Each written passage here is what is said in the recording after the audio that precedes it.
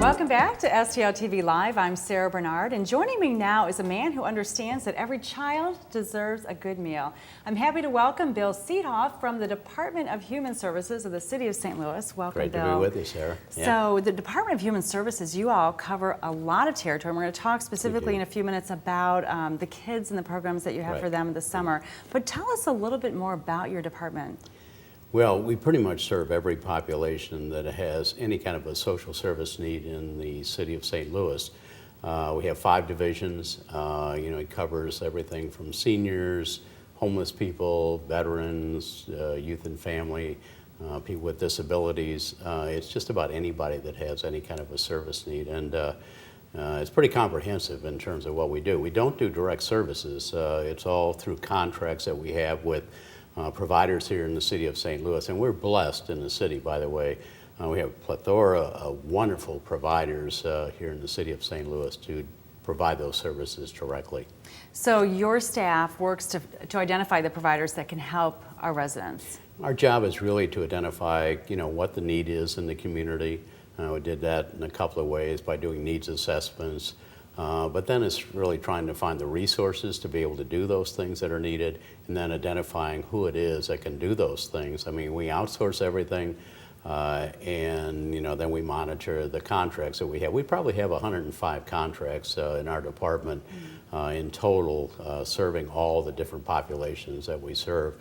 It's very effective, I think, because, again, we have just a tremendous group of providers here in the city of St. Louis. Mm-hmm. So how do residents find out about all the services you offer? Is it primarily through the website? Do you have a stop-in location? Probably the best way to find out about any services in the city of St. Louis is through United Way's 211 number. I happen to serve on their advisory board, and really that is the best source. I mean, if you just literally dial 211 on your phone, and that'll put you in touch, with the people there that can tell you what kind of services are available, where they are, what's closest to your neighborhood. It's really very comprehensive, and it's very fortunate that we have this here in the city of St. Louis. And by the way, they're not only just in the city, but they're throughout the state of Missouri. I think they cover now about 2/3 of the state of Missouri. The United Way. United Way, 211 But number. your department is so closely linked with them, you're saying that people can just call them to find out what's available here in St. Louis. Absolutely. Anytime that we have any kind of a situation, particularly an emergency situation,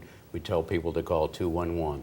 Our communication with them is very immediate, very direct, constant, and we make sure that they have the information they need in order to be able to respond to whatever it is. But in terms of the catalog of services that are available in the city of St. Louis and throughout this region, by the way, 211 is a place to go. That is so interesting. I never knew that. Yeah. So you call 211 and there's somebody standing by that answers the phone? Absolutely. And they do a tremendous job. So you can tell them what your need is and see if there's a service that can help.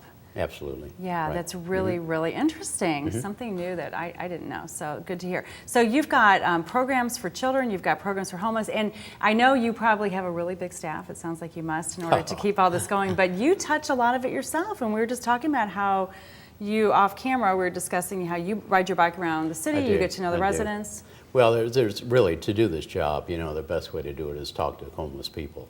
If you want to find out what's really needed, ask people, as I encounter them, as I do in the downtown area in particular, where'd you stay last night?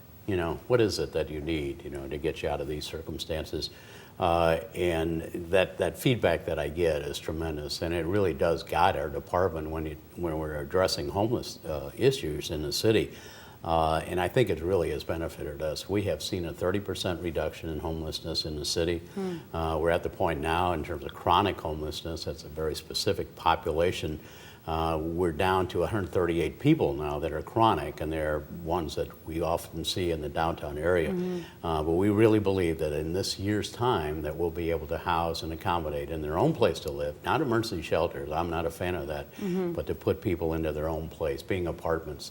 to have their own place. And many of these people that we encounter and address their needs have not had a place of their own in years. Right, so right. it's really well, very and rewarding it's to see impressive that you know these people and you're helping that 138 people right now who are out on our streets. But we're going to talk, we're going to shift gears in just a minute. We're going to take a break, come back, and talk about what you're doing for school children.